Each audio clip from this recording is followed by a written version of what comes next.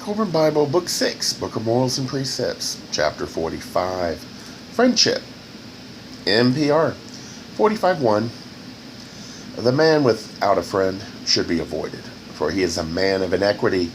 For every man should have one friend, and no more than he can count on his fingers. NPR, 45:2. He who is a good friend will never lack friends, but he who thinks he has many friends has none. There is no greater loneliness than that of a man who lives only for himself, but better by far to be alone than in bad company. NPR, 45:3.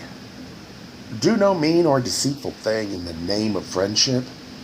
He who by turning a friendship to his own advantage wrongs a friend is unworthy of friendship and should be marked among men.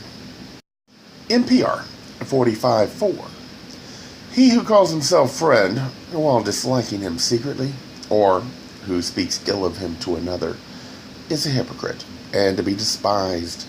A friend is not the companion of a day, nor the acquaintance of a month. Friendships may be made in good times, but it is in the testing times, or hardship and adversity, that friendship is established. Friends are for hard times, not for good. No man worthy of the name will desert his friend in distress. A friendship does not cease when there is dispute, nor when one falls into error. These are the testing times of friendship. NPR, 45:5. Make not a friend of the man of evil speech, or whose ways are evil. Waste not your goods on a man of short acquaintance. The companionship of a wise and contented man, even though he be in prison, is better than a rash and foolish one who has wronged you.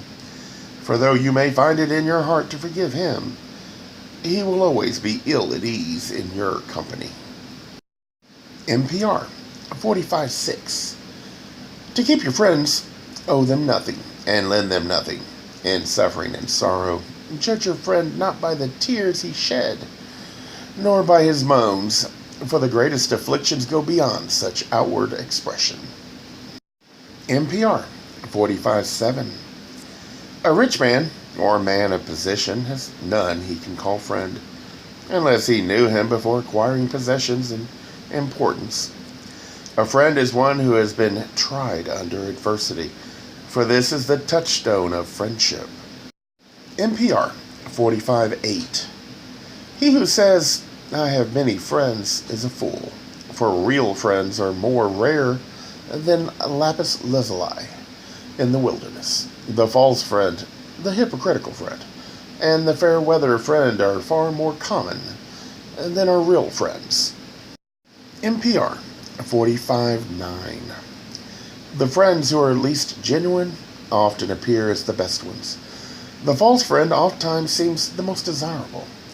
The friend of convenience is an easy acquisition, but the friend who will remain when calamity strikes is harder to gain than the bronze breastplate. NPR, 45:10. The man who has friends possesses treasures beyond price. The man who has riches and no friends is poor indeed. Say not, were I rich, I would have friends. How could you know?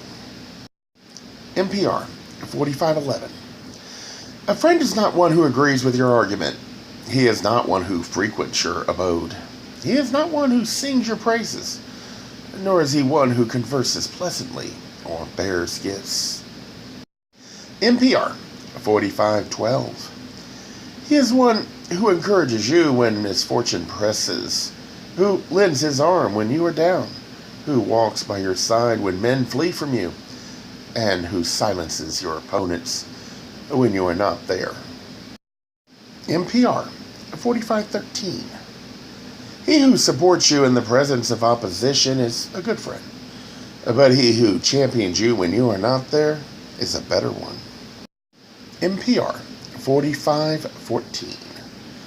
He who helps you to victory is worthy of the name of friend, but he who remains by your side in defeat is a friend beyond doubt.